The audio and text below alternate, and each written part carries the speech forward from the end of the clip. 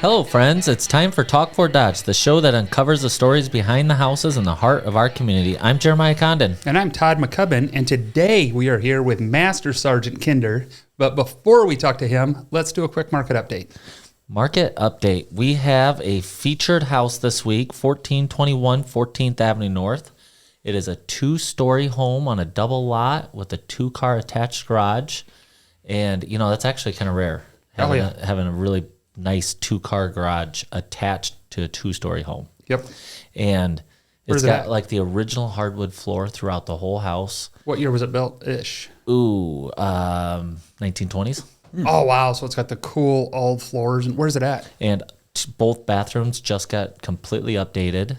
Nice. Kitchen's nice. It's got a sunroom, 3-bed, 2-bath, and upstairs it has this fourth room that's kind of like a bedroom, but it's more like a den because it's got the windows all the way around. Oh, neat. So it could be like a man cave, den, office, baby room.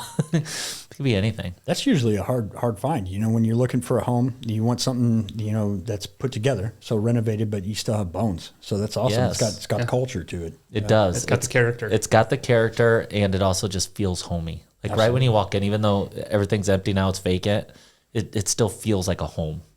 Nice. That's cool. So the price on that's $219,900, and give us a call. Get you in there. And we got some fun real estate facts. Let's do it. We just got a new president, so let's talk about the White House for 1 second. When we're talking real estate, the White House has 132 rooms, 35 bathrooms, and 6 levels. It covers 55,000 square feet. Nice. So Next time your boss invites you over, you should, see if he'll give you a tour. It's a little bit bigger than the 1,756 square foot house that we just featured. A little bit. I think the cost might be a little different too. And that one has snipers on the roof. Yeah, comes with snipers.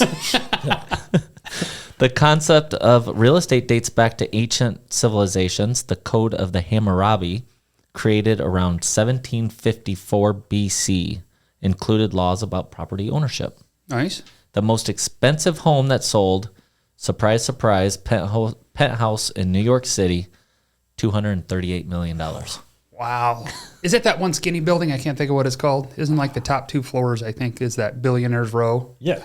Yeah. The top of that really skinny, I can't even think of the name of the building, but yeah. Yeah, it's got that V cut to it. Yep.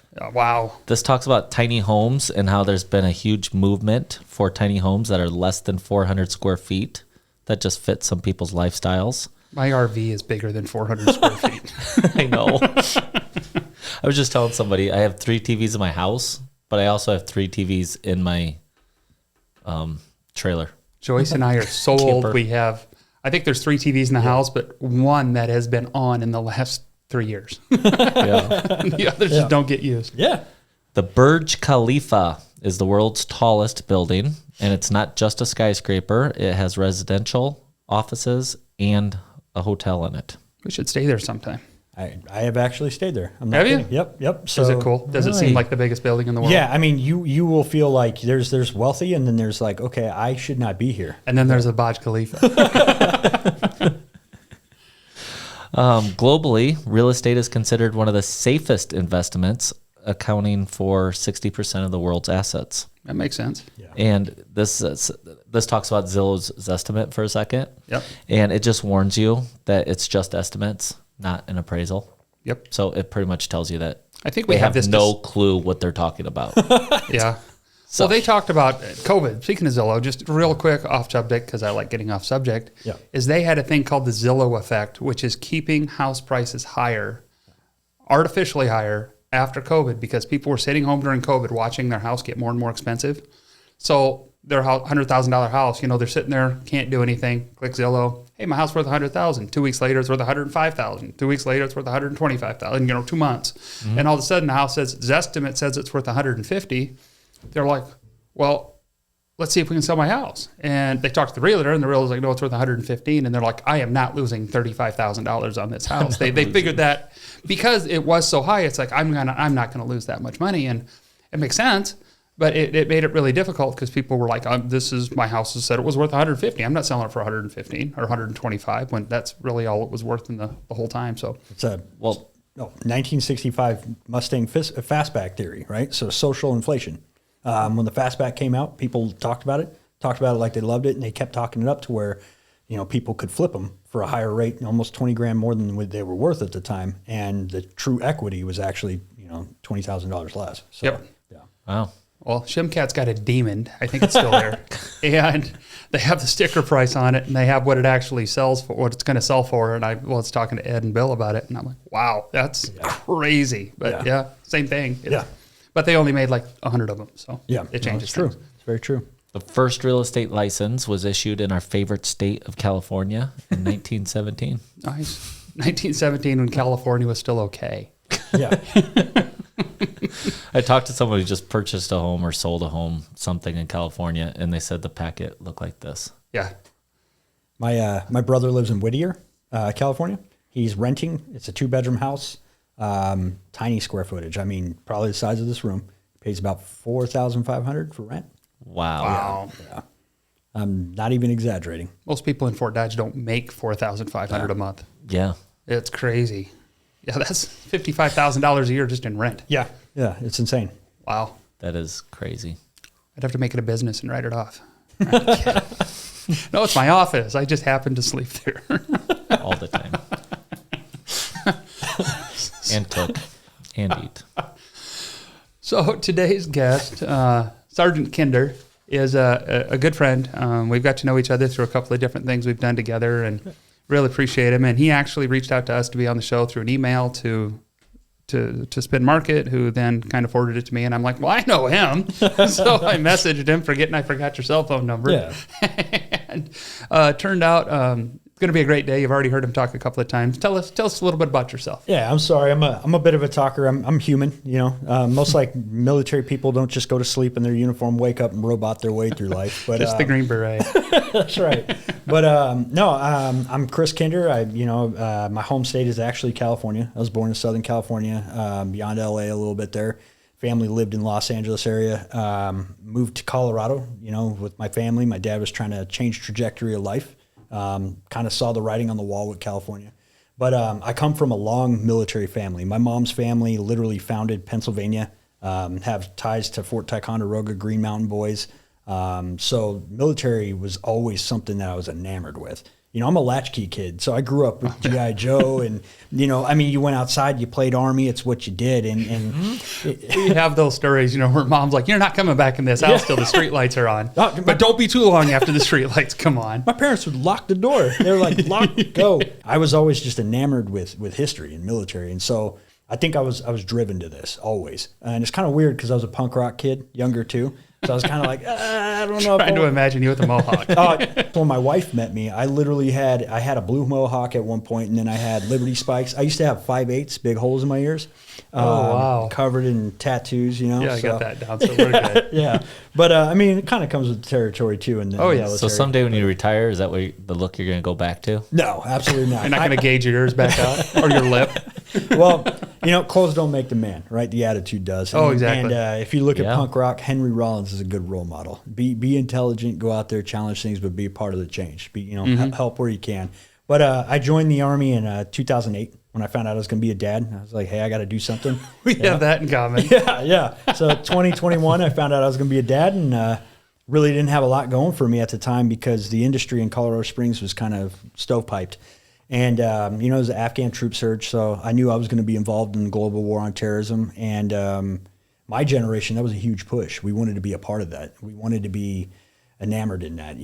My great-grandfather, World War II, Vietnam era in my family, Korean War. So part of me felt a call to service for that. So, the other thing, too, is due to some hardship in my life, I got my GED when I was in high school. It was either that or kind of be subjected to a quality of life I didn't want to be involved in. Yep. Right. And so in order to change that narrative, I got my GED. I tried to go to community college right away. And unfortunately, there wasn't a lot of education in the school about here's your FAFSA, here's how you get money. Oh yeah. I can't afford this. Yeah. Yep. And then you go to do it. My dad made too much money. Yep. So I was like, gosh, awesome. And, anyway, now cut to 17 years later, I got 2 undergraduates, 4 technical certs, I'm certified in 2 trades.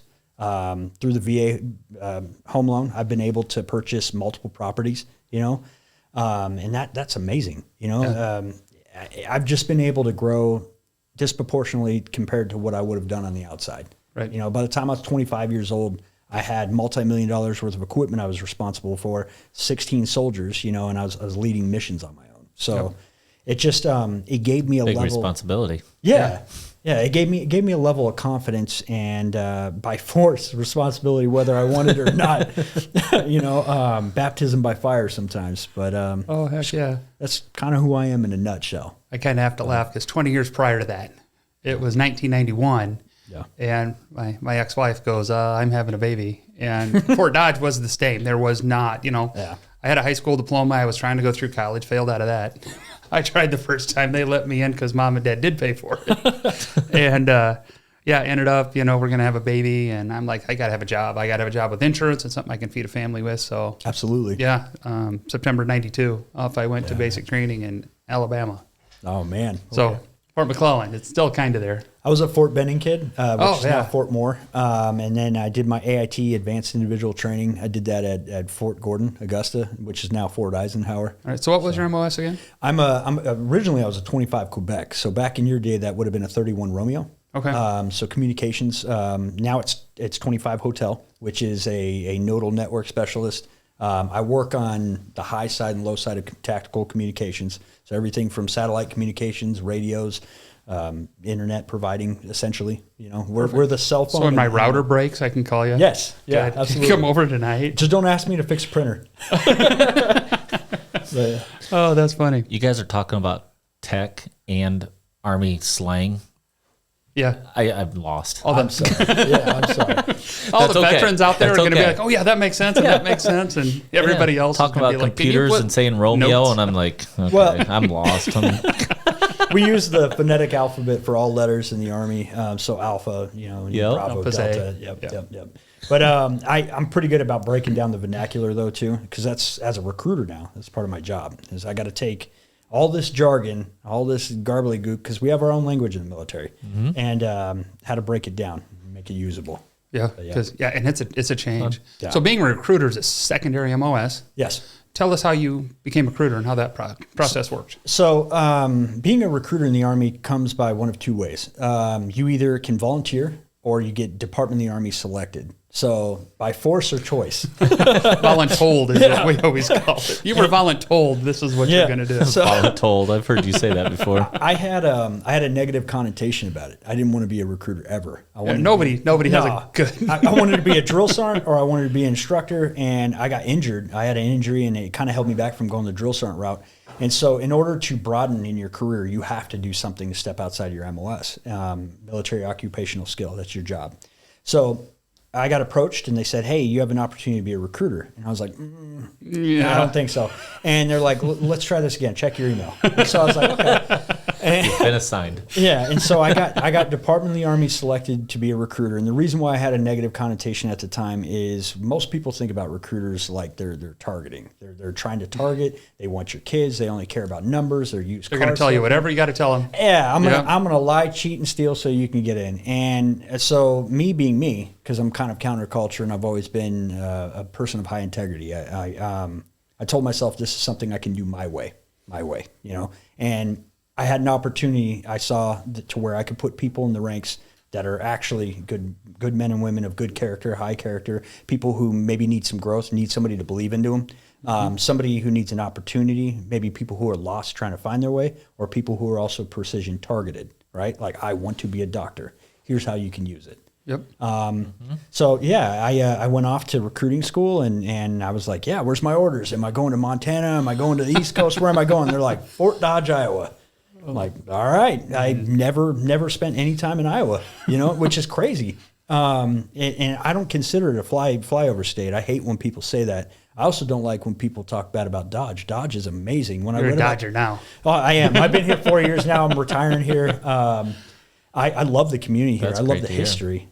The downtown area and the history here, like you go by Murder's Alley, right? Yeah. That sounds like a bad thing, but then you look at the businesses and the industry that used to be here. You get Daniel Tire right there, and Edward Jones, and Shiny Top, little, I mean, when you think about what the Scandinavian, Norse, and Irish peoples did in this Midwest area, it's amazing, man. This is an epoch of civilization in this area, you know. But yeah, so that's how I got into recruiting, man. That's funny. Voluntold. Great. Yeah. You all have to remember that. So if I hear somebody say voluntold around here, I'm like, they're either listen to our podcast or a veteran. So what makes Fort Dodge a key area for recruiting? So when you think about it, recruiting is broken down into segments. So you take the state of Iowa, it's broken down into force, essentially. The Marine Corps, man, they got 80 and up. They cover all that, right? Air Force, it's exceptionally broad. But for the Army, what makes this a targeted precision area is my main people in charge of me are in Minneapolis, right? And they called down to Northern Iowa Recruiting Company, which is in Waterloo. They say, hey, you have Waterloo, you have Sioux City, you have Mason City, and Waterloo Station and Fort Dodge. And we covered the whole Northern Iowa section. What makes Fort Dodge a central area is the demographics of the people, the character of what the people are, the amount of people in the area, and also the type of education and commerce that are in the area. So this area has been targeted from an analytical study, right? Big Army think tank, business tank, as an area of high propensity. Cool. Yeah. Mm-hmm. Yeah. So there's good people here. That's why Army wants me here to talk to good people. Yeah. That's a big government compliment. Yeah, I was going to say, we should put that on a billboard somewhere. It said, the Army said we're cool. If you look at Medal of Honor recipients, right, and you break it down by state, Iowa, Minnesota, Wisconsin, the Midwest area, but specifically Iowa, has a very unique history when it comes to, especially World War II. Yeah. Higher percentage of Medal of Honor recipients than anywhere else. I mean, really. Wow. Yeah. I think we still have one or two alive. Yeah. Yeah, absolutely. And I go to the VFW quite a bit. All my friends are grumpy old vets too. So we talk about that, Larson. Absolutely. All those guys. So it's pretty cool when you get in there and you see the Medal of Honor, you see all that stuff, all the pictures on the wall. You don't get a chance to go to the VFW and check it out. Yeah, it's pretty neat. You absolutely should. Some of those people need people checking on them too. So we talked a little bit before the show, and you said that Fort Dodge is run different than most other recruiting stations. Can you tell me why you're unique and how that benefits you? Absolutely. So, Because you kind of said, I'm going to do it my way. 100%. And does that kind of fall into that? So one part is when I love talking to parents. When I talk to kids who are interested, I said, I want to talk to your parents, because if your family is behind what you're doing, you're going to feel better about what you're doing. And I want to, it's an opportunity to educate, because we spent 20 years at war. So there's a lot of animosity to wanting to have your child go and be behind this, right? Mm-hmm. So one thing about that is my daughter is a junior at Humboldt, so I have skin in the game. My daughter talks to me daily about joining, and we have these conversations, and I'm very, very deliberate, direct with her. The way we do it different in our station is one of the first questions I ask people: what are you passionate about, right? And what do you think they usually tell me? It's like a job, right? Mm-hmm. So I said, I'm not asking you about a job. What are you passionate about, right? And I had a kid one time at Southeast Valley. He, I'm not going to say names. I'm just going to say, and he had an opportunity to play college football. And I was like, remember the conversation we had? You told me you were passionate about football and you wanted a chance to take it to the highest level you could. He said, yes. I said, why don't you step away from the Army, go to BVU, do your thing. We'll always be here. So when I say we're different, that's the difference about what we're doing here. I'm not looking at people like we're numbers. Yes, I have a mission, right? I don't get any incentive for putting anybody in. If I'm a man of integrity and I'm actually taking care of people, this community's small enough, but yet big enough to where if I'm targeting and I'm rude and I just use and I don't give more than I take, it will come back to me. So golden rule, put good in, get good out, right? So absolutely. I take their passions. I show them how the military can be a conduit to get to that passion, and I'm like, it's great to have pride in service. It's great to be proud about the military. I get that. But beyond your first 10 years, when you move past ideology and it becomes a career, like most things in life, you have to think transactionally, right? What is the transactional impact of this? Well, you can have full education, right? You can have a lifetime of investment into you. By 25, you're confident enough to walk into a boardroom of CEOs. right? You have self-confidence. You know how to maintain business. You have acumen at that point that's going to lead you into education, right? So I'm very real, and that's what changes the dynamic of our station. When we go to schools, we actually teach. We help sub. Right now, we at Fort Dodge, they had a need to teach in the metals and shop class. Miss Cocky over there, we talked. We were teaching metal and shops until the 20th of February. That's cool. Yeah, so it's not always, can I set up a table and write as many kids as want to join the Army? Like, give me your children. No. Yep. How can I help in your community? How can I be a steward of my profession? You know? That's cool. Yeah. Yeah, I told them I started a computer science degree. Yeah. And I said, I love doing that. That's what I want to do. So they made me an MP. Yeah, right. Like, I wanted to jump out of airplanes, and I had an affinity for combat communications. Exactly. It works a little different now, though. What's really cool is, and that's another thing, Sergeant Garland, young sergeant that we have in our station, he's a young infantryman. So one of the things he likes to do is he's like, look, if you qualify for a job, we know we can get it for you. It's not pulling up in the system. He will call the recruiting center at Fort Knox and be like, this kid's walking unless he gets the job. Yeah. We had a kid who wanted to be an MP at a Pocahontas. Told him, wait, keep telling MEPS to wait. And that's what he did for literally almost a year. Really? Yeah. So we will not push anybody into any job they do not want. They will not leave and sign a contract until they know exactly what they're signing up for. Yep. I break it down in full spectrum. And then the other thing about our station too is you could reach out to any one of our applicants. We still talk to their families. We still keep them engaged. We help them when they leave, when they get to their first duty stations. We're engaging, teaching them how to get promoted still. So just because we put you in, we're not done with you. You know, we're always here for you. Send them all the goodies so the drill sergeants can make fun of them. Yeah. I may have took Marine Corps stickers and put it all over a letter one time. Yeah. Just one time. Just once. Yeah, that kid had it coming. So when these kids come to you, what are some of the common reasons why they want to join? So a lot of people have this connotation or idea that the Army is the last option. Right, I burned out everything. I'm going to go to the Army as a last option, and that infuriates me. I'm going to be honest, because the nature of the modern military is that it is above the 1%. When you think about it, only 1% of the population can attempt to qualify for the Army. 5% of that actually does, right? And then of that 5% are on active duty, right? So very small amount of people. But what we typically see in this area, right, is you have a lot of people, and it's not just high school kids. And we put in a guy who was 32. He was running at ICC doing different things, and he literally came to us because he found out about the All-Army Sports Program. He found out that it could lead into the Olympics. He was a runner. So he's originally from Africa. He was running for ICC. He's like, look, I'm a globally ranked runner. Can I run for the Army? And we're like, yeah. So, yeah, no, seriously. And oh, yeah. So what does that mean, like run for the Army? So he is literally going to compete in the Olympics, the 2028 Olympics in Los Angeles. He will be there on behalf of the United States Army, representing the Army. Yep. Yeah. And it's full-time job, pretty much full-time job. They all have a secondary. They have to do something else. Like the band was in charge of prisoners and stuff. Absolutely. But they have another mission, but their full-time mission is training. I was never good enough to make it to Olympic trials, but I was on the boxing team. I did the boxing team for 2 years. It worked out great. I'm 5'9", and I'm about 215, right? So I'm broad, right? Sounds great, but when you go to Korea and a Marine who's 6'6", 217 is caving your head in, you're like, maybe I need to switch this up. I like my brain, but it's okay. But we do. We have leads that get into football, right? Between West Point and all that, we actually have unit level football as well. We have baseball teams, we have basketball teams, boxing, fencing, esports. You can come in the Army and play video games now, right? We have an outdoor team. We got to fly drones and stuff. Absolutely. So it's crazy. We actually have a bass fishing team now in the Army and an Army outdoor team. It's insane. So the one thing I love about the Army specifically, because we're the biggest branch, we just have a lot of money. We have more opportunity. And so with that, you could come in as an E1, which is the initial entry.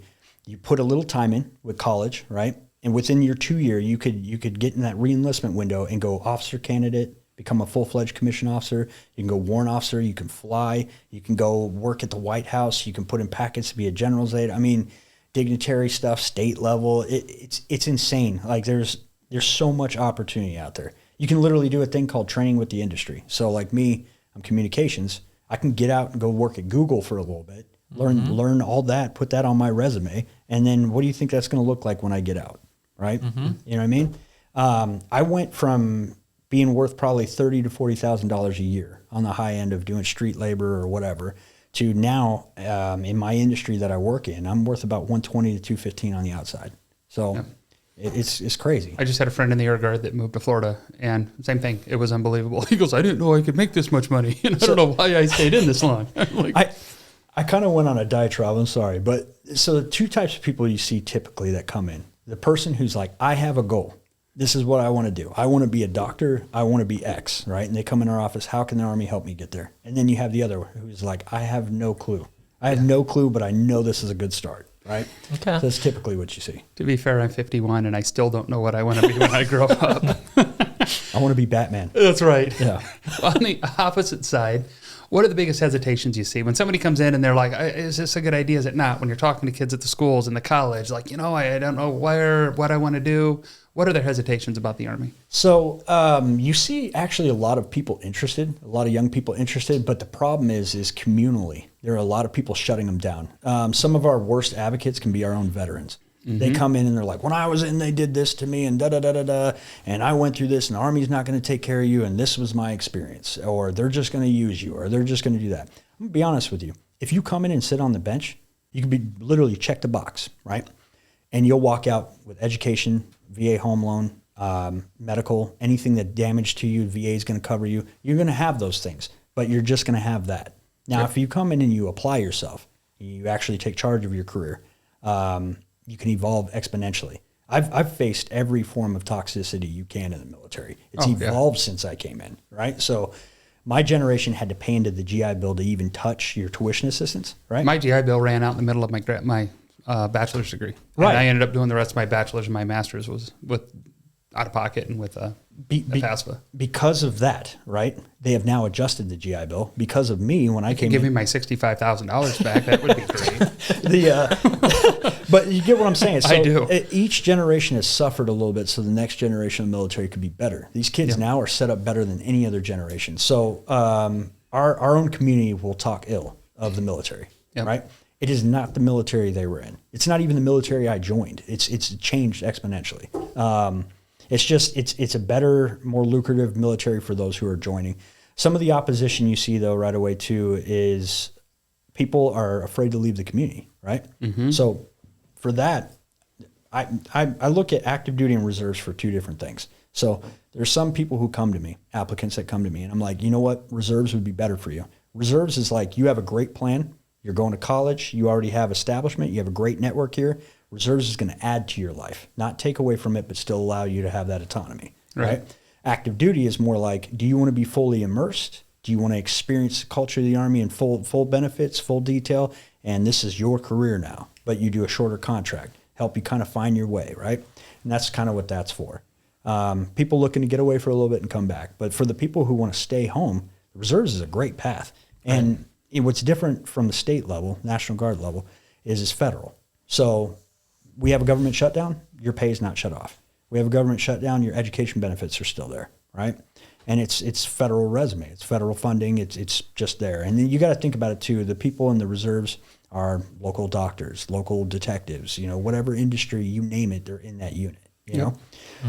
But no, I was in Pocahontas. Oh, awesome. Yeah. When I got out for a few months and it was not working. I was working and the Army was really actually good about it. I was working at the prison. Yeah. I had a second shift with Saturday, Sundays off, and my kids were both in school.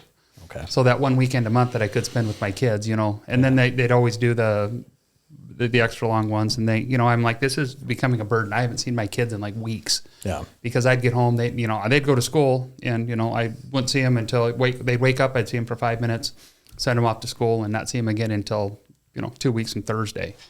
And they were really good about, getting me out and making sure everything transitioned well. So that's a really good unit. And that was after 5.5 years of active duty. So it wasn't like I didn't do my time. So no, yeah. But that reserve unit in Pocahontas, that's the 415th that moved here to Dodge. They're right across from Harlan Rogers. Yep. Phenomenal unit. They're still a darn good unit. Like I do a lot of communal events with them. They came out to Badger Fest with us, like constantly doing things in the area. But still good people, man. Funny thing about that unit, I had been out for my 8 years was up, probably 2006. Yeah, close to that. And 2004. And then 9/11 hit. And that was one of the first airplanes in the sky was to come get that unit from Pocahontas after the Twin Towers got hit. And I always told my wife, I'm like, or after 9/11, I'm sorry, not 2008. And I'm like, oh my gosh, do you know if this would have happened to you earlier, I'd have got a phone call. It'd have been flying out. They were in New York for like 2 years. And What's a crazier fact about the Fort Dodge area, too, is the Air Guard unit here, when 9/11 happened, they were covering all the aerospace. Mm-hmm. So that unit has a lot of history, too. Oh, yeah. Yeah. They both do. It's kind of cool. Yeah. There's a Santa Claus in that plane. I love Jeremiah's edition. There's a Santa Claus there. Yes. Drive by it all the time. Let's talk community involvement. Okay. And you talked about teaching a class. Yep. Are there any other events that are coming up that you help out with? Or So we usually have a heavy presence at Frontier Days. Obviously, go out there. We try to do that. We're constantly looking for new events. And sometimes that can be the hardest thing about the Fort Dodge area. Like, I love this community to death.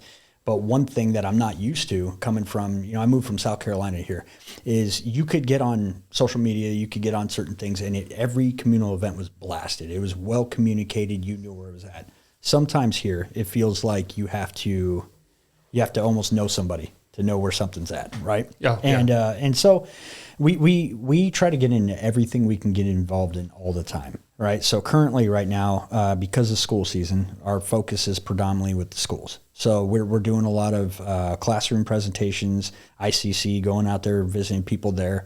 Our next big event that we're kind of looking at in the community is Frontier Days, but we always go to Beacon of Hope sometimes and help out where we can there. And then pretty much we get calls randomly. People will just call and be like, hey, can you all show up and help with X? And we're like, yeah, because our stations become synonymous with, hey, if you need an extra hand, those guys will help, right? Oh, that's cool. Yeah. So and is it still delayed entry programs? Some of those guys out there doing stuff, do they still do that? yeah, absolutely. So the way that works is you can join, 17.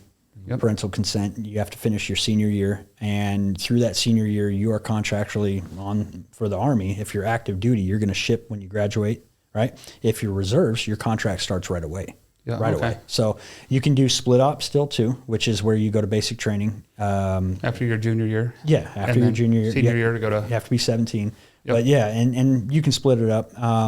Sometimes I'll talk people out of that though. Right. 2 hurdles we have right now in recruiting. They have a system called Genesis, right? Yep. And what Genesis was designed to do was save the taxpayer money, right? Because of accrued healthcare costs with veterans. So it screens from the day you were born to now when you're joining, like everything. And so mental health medication, ADHD, big hits, right? Yep. If you're on mental health medication, you have to come off that medication for a year before you can be considered able to join. Oh, wow. Yeah. For ADHD, it's 6 months, right? So you think about it, 60% of our population is on something. Yeah. Yeah. And then the other thing is people will pass the test, the ASVAB, which is Armed Battery Assessment Test.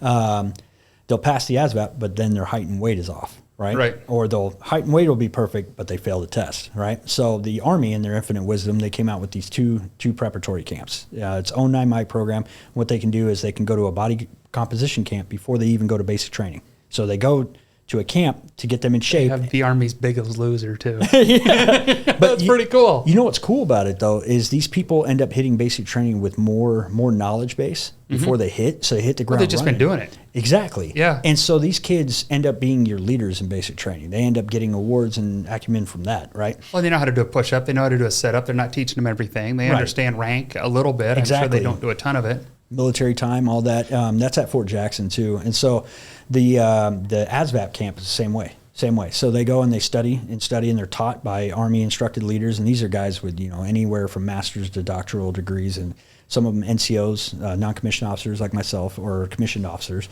And they're teaching, this is what your core acumen or knowledge that you need to know so you can pass the SASVAB or ASVAB. Wow. Yeah.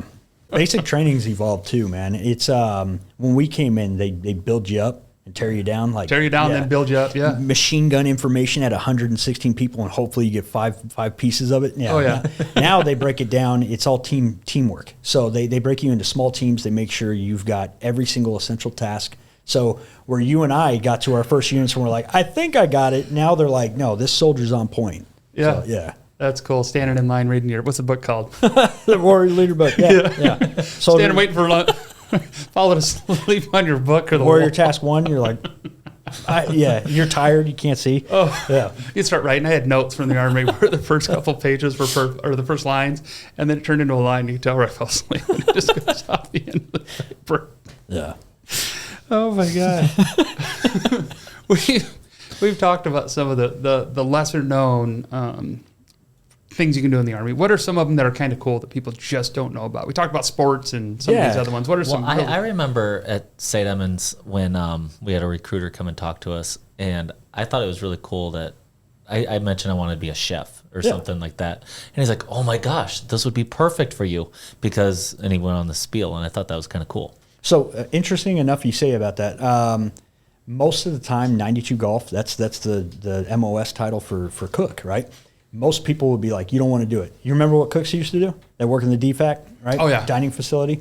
So when you first come in as a cook, it is not luxurious, right? You're waking up at 4 a.m. You're leaving at cooking breakfast for a bunch of people that are just going to complain about it. 7 days a week, right? Yep. Well, Cooking slop. Unless you're in the Air Force and they have really good time. They've changed a lot of the nutrition requirements, and the dining facilities have gotten a lot better. Some can be it's all in the effort that people are putting in, right? Yeah. But what happens? And maybe demographics too. Right. Well, and how much money is going to that post, right? Yeah. Oh, yeah. Military installation. So when you get to the rank of sergeant and beyond, you have the opportunity. You have the opportunity of going to Damery, Belgium, NATO positions. You can literally get into a sous chef like pastry school over there. Yeah. And then you can go to the White House and actually be on their cooking essential staff and Pentagon team. And so these kids have the opportunity of getting into actual clinical chef work and like globally. You can learn how to make a Big Mac for the president. There you go. Yeah. Some of the jobs that have kind of freaked me out recently, like I'm just like, that's amazing. One of the ones that always got me was 88 kilo. It's a boatsman operator. So we have more small sea craft in the Army than the Navy does. Well, that's because we work up rivers and stuff like that where they don't. Absolutely. Yeah. And it's actually one of the faster feeder MOSs for warrant officer program. So okay. Going in and becoming a warrant officer is a great way to climb the ladder in the Army. We have drone pilots. We have, counter intel. We have dog handlers. We have veterinarian food technician, right? Mm-hmm. We have over 150 different fields. When you add the warrant officer and the officer in there and special forces, you have beyond 250, right? So it's just insane to me. Mental health specialist was a new one they added in. The Army just built in Pittsburgh. They have the Army Artificial Intelligence Program. We have Army Futures now in San Antonio. So it's growing every day. We're finding new ways to be dynamic, and it's insane. You can be literally what we're doing right here, right now, media. That's a job in the Army. You can do broadcast and media. You can do video, photography. You kind of work in a media specialist kind of position. And the higher you go up, the more that gets broadened. I always want to be a chaplain's assistant. Oh yeah, dude, they're wild. Chaplain's assistants, they're either the most put together guy or the most wild person you'll ever meet. Oh yeah, we had a kid. So what is that? Chaplain is just help the chaplain. You sit at church and help church services and stuff like that. You help soldiers, get administration or help to faith or mental health needs or whatever they might need. Whatever the chaplain needs, he grabs a chaplain assistant. But they're wild. They are wild. Well, I was in during Clinton, so of course they were kicking everybody out.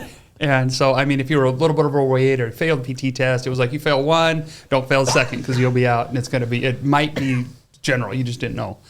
So we had a kid, hadn't taken PT test. It had to have been a year and a half, and you could just tell looking at him, and you're like, oh my gosh. And then you start talking to him, oh yeah, I'm colorblind. He starts going all this stuff. Yeah. Like, how'd you get in the Army? He goes, this is the only thing I could do, and this is what they said I could do, so this is what I'm doing. And I'm like, that is so awesome. With the Genesis program, it has removed that ability. So back in the day, recruiters used to be like, don't say anything. Yeah. Go up to me. Shh, right?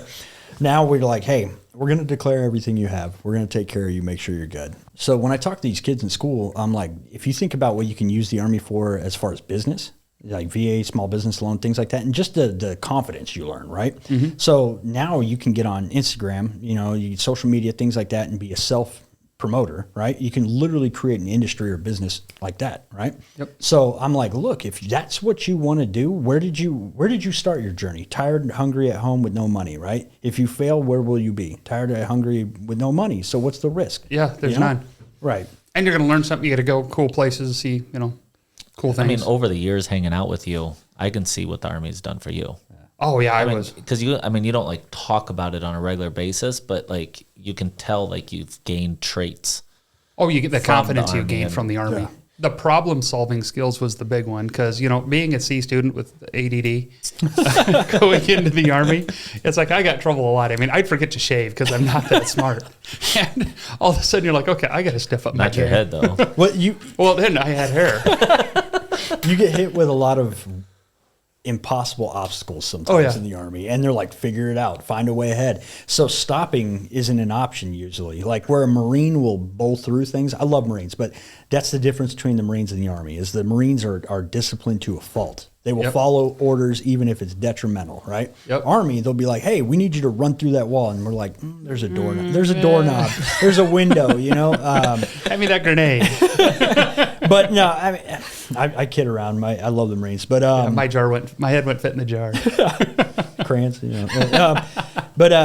learn how to get through any obstacle. It just makes you think in a more clinical way and you more constructive thought, and you just kind of break through things. So how that transfers to life is when you get out, you're like, hey, I want to start my business. I don't know how. Well, I'm gonna figure it out. And I'm probably going to fail on some things, but I'll power through that. And I think the teamwork comes into that too, because you've learned from the Army you can't do everything by yourself. Yeah. So all of a sudden, I'm going to start a business. What do I need to do? I'm going to call the SBDC. I'm going to call other people that have been successful. I'm going to, who do I have in my network that I can team up with to help me through this? And that teamwork is a big part of what you learn. It's not just me. Yeah. It's everybody. The whole family's going to get involved. Hey, kids, you're going to help me do this. What do you think and what do you see? And Mom, read through this thing and tell me what you think about it. You hit the nail on the head, though. So between the CDC and Army for disaster planning and when things get, let's say, apocalypse now, zombies are around, what do you think your number one asset's going to be?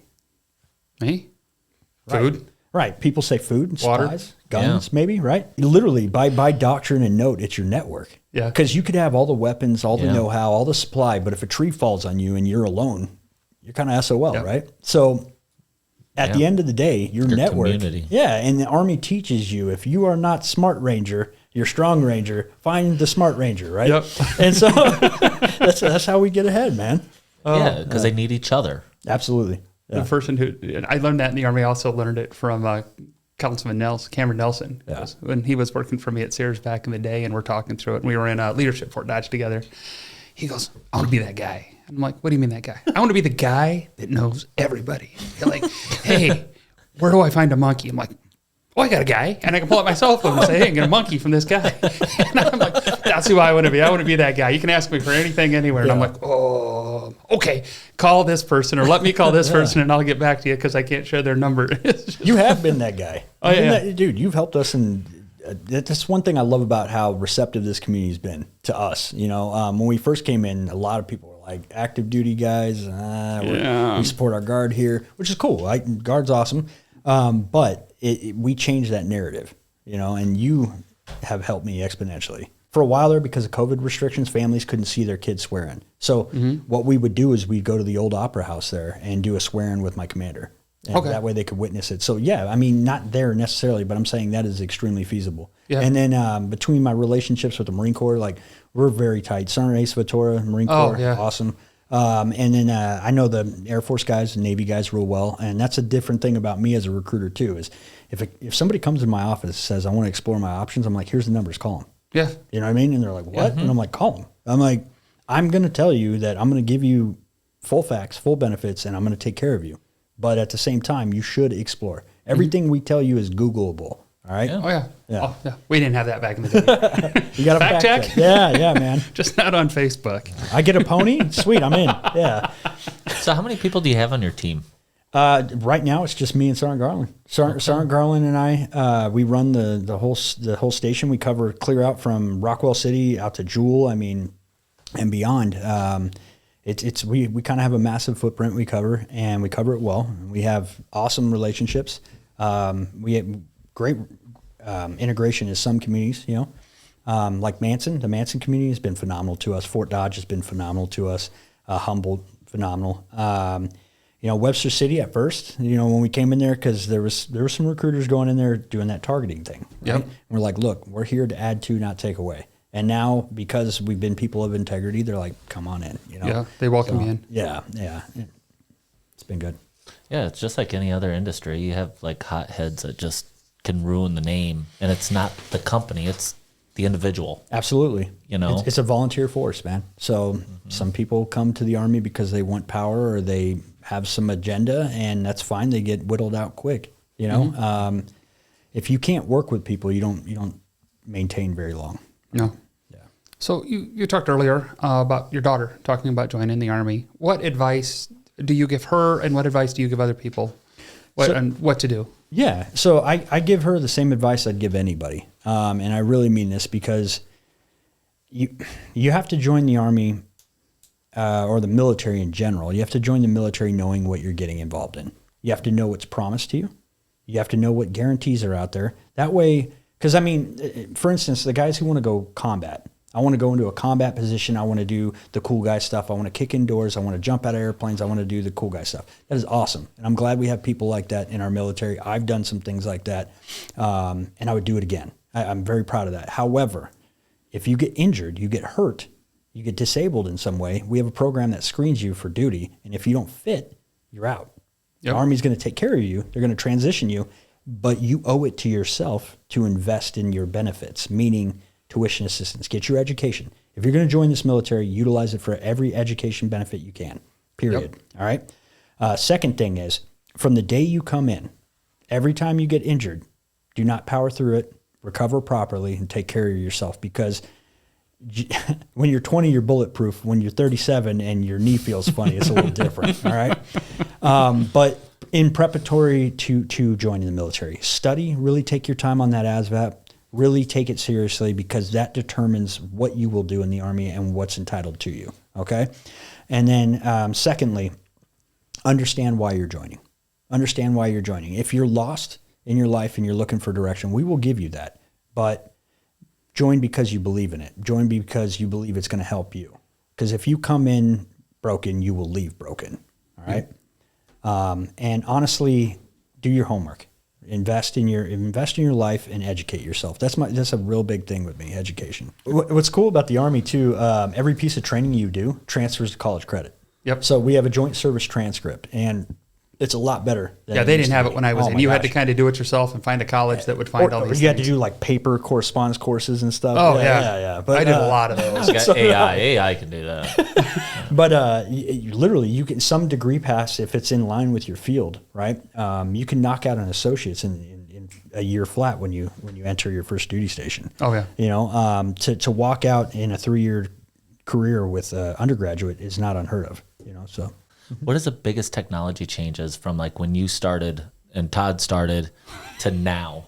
Oh man, we had radios that when it comes from like training and stuff. Our Humvees were new. Back in our day, our Humvees were new. Now they're really old. Back in our day, they used to use carrier pigeons. No, so they've taken. It's an MLS.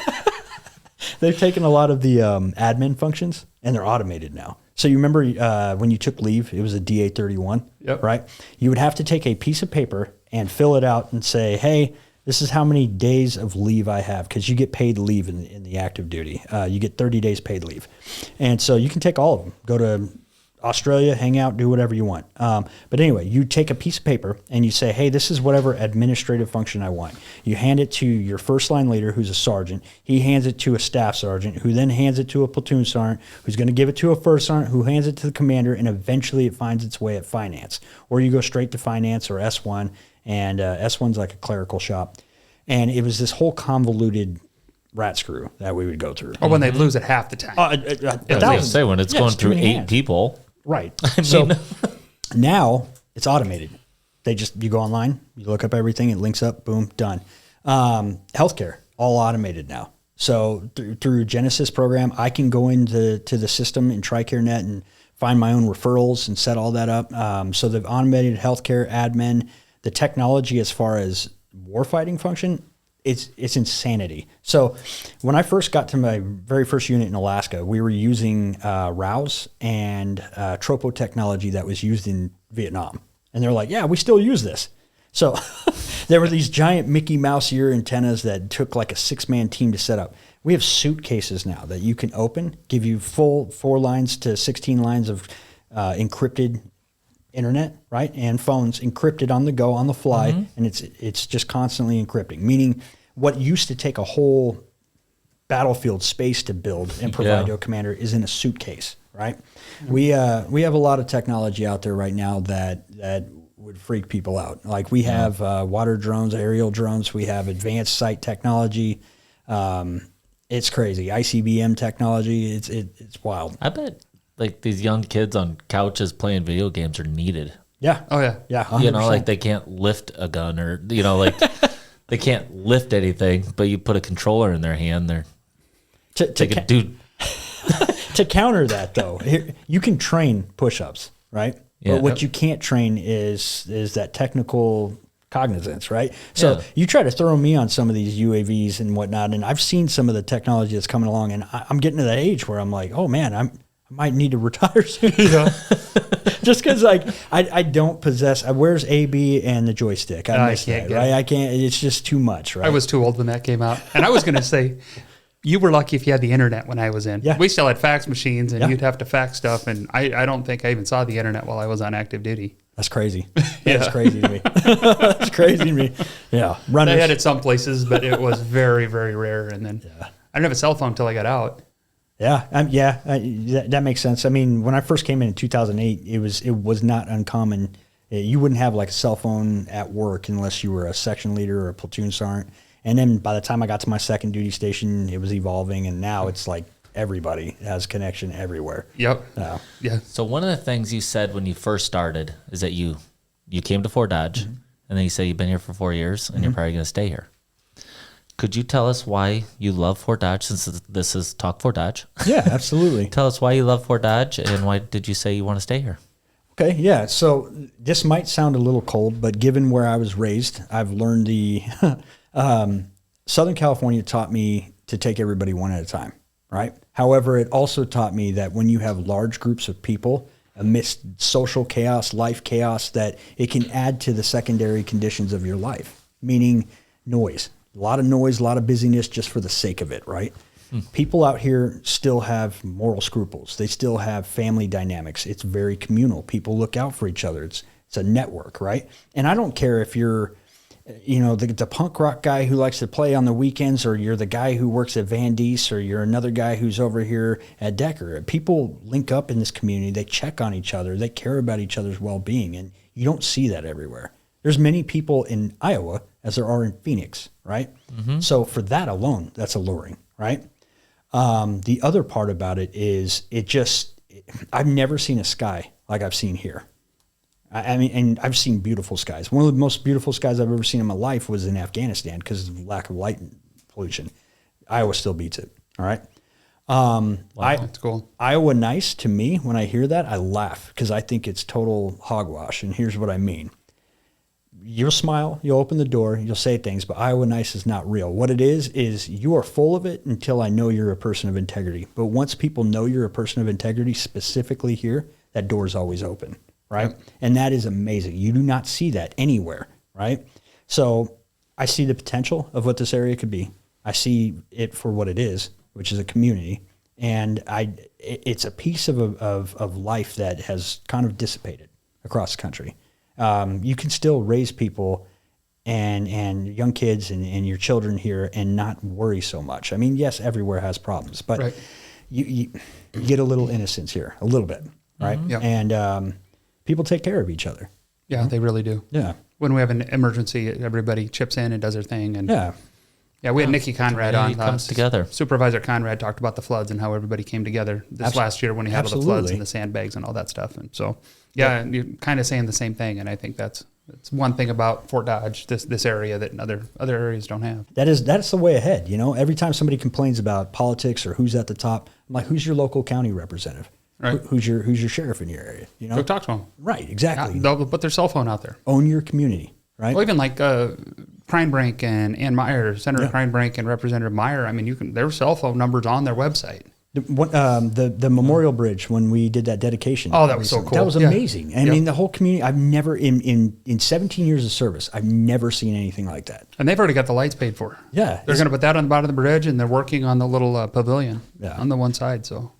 I love how patriotic this place gets too. Oh my gosh, man! Like, dude, 4th of July is some of my favorite because my daughter's in marching band and stuff too. So it's just it's so cool. And we got to do the recent parade, Veterans Day parade, and we were in that. And we carried the colors, and it was awesome. It was awesome. Awesome. Yeah. That is really cool. Well, hey, I think we've had a pretty good show. I have learned more on this show than probably any other show. So thank you for that. Yeah, absolutely. Awesome. Thank you for your service, and thank you for your service here in the community. Absolutely. This is we owe it at this level to be stewards of our profession. We owe it to invest in our own communities. This is my home. I will take care of it, and I'll help any veteran in need. And as long as people come to me with grace, I'll give it back. Yep. Yeah. Agreed. Awesome. Thanks for being with us. Absolutely. Pleasure, gentlemen. You too. That's a wrap at today's episode of Talk Fort Dodge. Stay connected with us on social media and join us next time as we continue exploring Fort Dodge's stories through the lens of 2 lifelong Dodgers. I'm Jeremiah Condon. And I'm Todd McCubbin, and this is Talk Fort Dodge.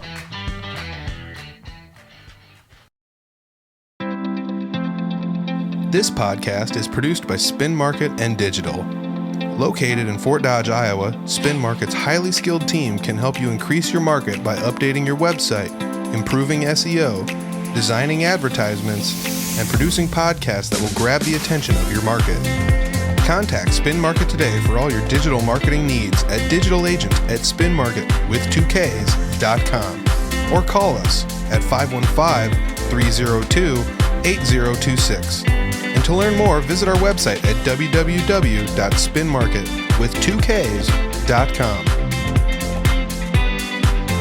That's digitalagent@spinmarket.com or 515-302-8026.